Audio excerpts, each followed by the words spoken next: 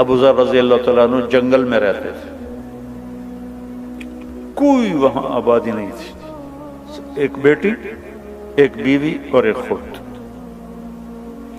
موت کا وقت آ گیا تو ان کی بیگم رونے لگی کہ اب تو یہاں ویرانے میں مر رہا ہے، یہ بچی ہے، میں عمر رسیدہ ہوں، تیرا غسل، تیرا کفن، تیری قبر کون کرے گا؟ ہائے ہائے، کہا دیکھ اللہ کی بندی، ما کذبت وما کذبت، نہ میں جھوٹ بول رہا ہوں نہ کہنے والے نے مجھ سے جھوٹ بولا۔ میں ایک مجلس میں تھا تو میرے نبی نے فرمایا کہ اس مجلس میں ایک شخص ایسا ہے جو اکیلا رہے گا، اکیلا مرے گا، قیامت کے دن اکیلا اٹھے گا اور اس کا جنازہ مسلمانوں کی جماعت پڑے گی۔ تو وہ سارے لوگ مر گئے شہروں میں، ایک میں اکیلا ہوں اس جنگل میں، کوئی آئے ہو کتھو آوے گا، نہ کوئی راہ نہ رند، ایک تو چلو راستہ ہو، راستہ بھی کوئی نہیں، کون آئے؟ حج بھی ختم ہو گیا، حج کے لیے قافلے شارٹ کٹ وہاں سے لے لیتے تھے ربضہ سے۔ انہوں نے کہا مجھے یہ نہیں پتا، یہ ہوگا اللہ کی بندی کے کہنے والا سچا ہے۔ دوسرا یہ شاکلہ بنانے کی ضرورت ہے کہ دیکھو ایک میری نظر ہے جو وہ شیشے پر جا کے ختم ہو رہی ہے، ایک میرے نبی کی نظر ہے کہ آپ نماز پڑھ رہے ہیں، اللہ اکبر، چلنا شروع ہو،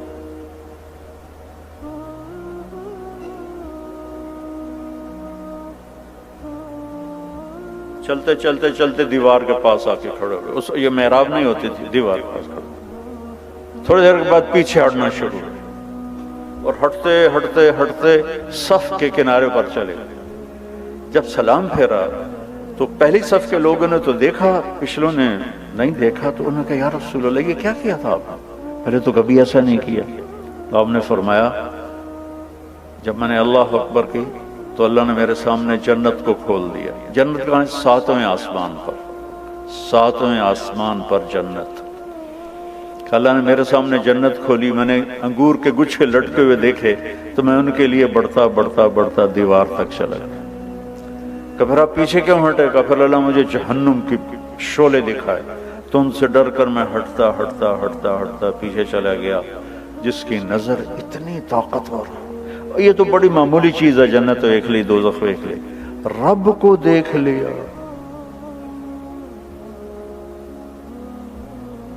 السلام علیک ایھا النبی ورحمۃ اللہ وبرکاتہ، اے میرے محبوب تیرا رب تجھے سلام پیش کرتا۔ اس کی نظر پہ یقین کرو کہ سود پہ کاروبار کرنا بے چینی اور اضطراب کے سوا کچھ نہیں۔ پرانی بات ہے، فیصلہ بات ہے کہ بڑا تاجر کہنے لگا یہ ہم تو بینکوں کے مینیجر ہیں، جتنا کچھ آتا ہے سارا ان کو کما کے دے دیتے ہیں کہ 2-4 ہزار بچتا اسی بوجھ پا کے لے جانے ہیں، تو سن لوگ آتے ہیں شیخ صاحب تے سیٹھ صاحب اسی سارے بینکوں دے مینیجر ہیں۔ وہ کہنے لگی اب کون آئے گا یہاں؟ کہا مجھے نہیں پتا، چل راستے پہ جا کے بیٹھ۔ دن گزر گیا، کوئی نہیں ہے۔ اگلے دن اور حالت خراب، کہ جا راستے پر بیٹھ۔ ایک ایسے ہی راستہ تھا مکے کا شارٹ کٹ، جو کبھی حج جس کا لیٹ ہو جاتا تھا تو وہ راستہ اختیار کرتا تھا، صحرا تھا۔ تیسرا دن چڑھا تو بیٹی کو بلایا، کہنے والا بھی سچا تھا اور میں بھی سچ بول رہا ہوں، یہ یقین کا قصہ سنا رہا ہوں۔ بیٹی کو بلا کر بیٹا بکرا ذبح کرو اور کھانا تیار کرو، میرے جنازے پر کچھ مہمان آئیں گے، ان کو کھانا کھلانا ہے، میری موت مہمان نوازی سے روک نہ دے۔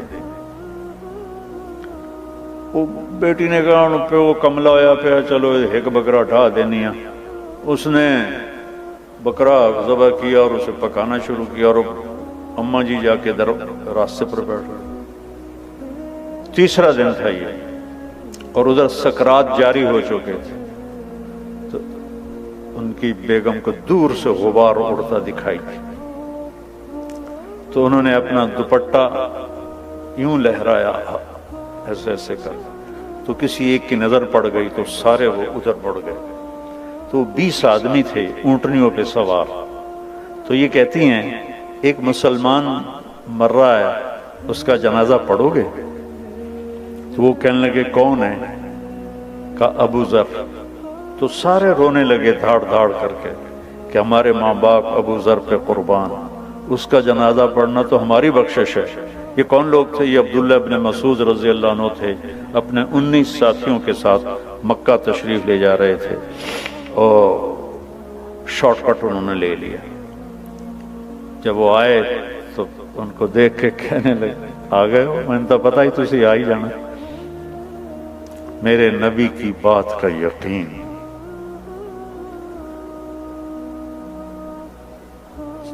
کہنے کہ دیکھو مجھے کفن وہ دے اور میرا جنازہ وہ پڑھے جس نے حکومت کی نوکری نہ کی ہو. وہ تو خلافت راشدہ تھی, حضرت عثمان کی خلافت تھی. خلافت راشدہ کے وہ ازہد الصحابہ ہیں, سب سے بڑے زاہد صحابی ابو ذر غفاری. تو ایک انصاری نوجوان نے کہا کہ میں نے نہ کبھی حکومت کی نوکری کی ہے اور نہ ہی ان سے کوئی فائدہ لیا ہے, اور یہ میرا احرام ہے, میری ماں نے ہاتھوں سے اسے کاٹ کے بنایا ہے. انہوں نے کہا تو مجھے یہ کفن پہنائے گا اور تو ہی میرا جنازہ پڑھے گا. عبداللہ بن مسعود موجود, انہوں نے کہا نہیں تو میرا جنازہ پڑھائے گا. تو جب وہ تدفین ہو گئی تو ان کی بیٹی نے کہا یا عم ہلم الی الطعام, چچا ہلم الی الغداء, کھانا تیار ہے تشریف لائیں. وہ کہنے لگے کھانا کیسے اتنی جلدی کیسے تیار کر لیا؟ وہ کہنے لگے نہیں, صبح سے ہی ابا نے کہا تھا کہ آج مہمان آئیں گے تو ان کے لیے کھانا تیار رکھنا ہے. تو حضرت عبداللہ بن مسعود رونے لگے, کہنے لگے واہ ابو ذر, تو نے مر کے بھی سخاوت نہ چھوڑ. تو سخی تھا زندہ بھی اور سخی رہا مر کے بھی. تو دوسری چیز جس کی ضرب لگانے کی ضرورت ہے کہ میرے نبی کے وعدے سچے وعدے, کہ جو وہ دیکھ سکتے ہیں جو ہم نہیں دیکھ سکتے. ایک جب آپ سفر میں تھے, ہجرت کے سفر میں, تو سراقہ بن مالک آپ کے پیچھے پہنچ گیا. تو ابوبکر صدیق نے کہا یا رسول اللہ یہ تو جان لیتا ہے ہماری. تو آپ نے کہا اللہم اکفنا شرہ بما شئت, یا اللہ ہماری جان چھڑا اس سے. تو اس کو گھوڑا زمین میں دھنس گیا. کہنے لگا محمد میری توبہ, آئندہ نہیں کروں گا, میرے لیے دعا کر دو. آپ نے دعا کی, گھوڑا باہر نکلا, اس نے پھر گھوڑا بات تھا. یہ لالچی تو لے جاتا ہے, اے کاروبار بھی کر لو, اے بھی کر لو, کہ بینک والے تو بڑا بیوقوف بنے ہیں, یہ بڑا اچھا پلان آپ کو دے رہے ہیں, یہ بہت اچھا پلان آپ کو دے رہے ہیں, آپ اس میں یہ کر لیں, آپ اس میں یہ کر لیں. تو کملے بن کے لگے لگے رہتے, اخیر موت آ کے لے جاندی. پچھلا پتہ نہیں کہندے مقدر چوندا. تو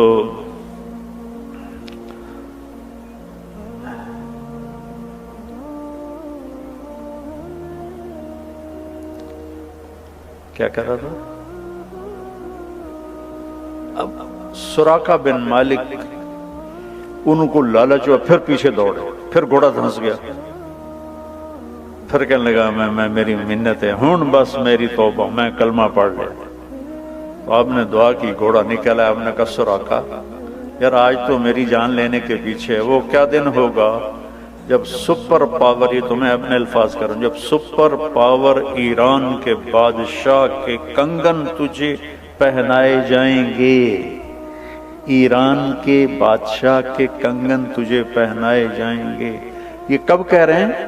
جب مکے والوں کے خوف سے مکہ چھوڑا ہے اور مدینے جا رہے ہیں, اور چھپ کے جا رہے ہیں, راستہ بدل کے جا رہے ہیں, اور دنیا کی سب سے بڑی پاور کے بارے میں کہہ رہے ہیں کہ تجھے کنگن پہنائے جائیں گے. وہ خیر کلمہ پڑھ کے مسلمان ہو گئے. جب ایران فتح ہوا حضرت عمر کے زمانے میں, تو ان کے سامنے فہرست پیش کی گئی مال غنیمت کی. تو انہوں نے پڑھا تو اس میں کہنے لگے اس میں 2 کنگن کا ذکر نہیں ہے, کسریٰ کے کنگن. انہوں نے کہا جی ہے ہی کوئی نہیں, تو ہم نے لکھا ہی کوئی نہیں. کہنے لگے یہ تو ہو نہیں سکتا. مجھے ابوبکر صدیق کہہ کر گئے تھے کہ تیرے دور میں کسریٰ کا خزانہ آئے گا اور اللہ کے نبی نے سراقہ سے وعدہ کیا تھا کہ اس کو یہ کنگن پہنائے جائیں گے۔ انہوں نے کہا جی ہمارے سامنے تو سارا گزرا ہے، مال غنیمت کوئی نہیں ہے۔ انہوں نے کہا سارا دوبارہ تلاش کرو، سارا مال غنیمت۔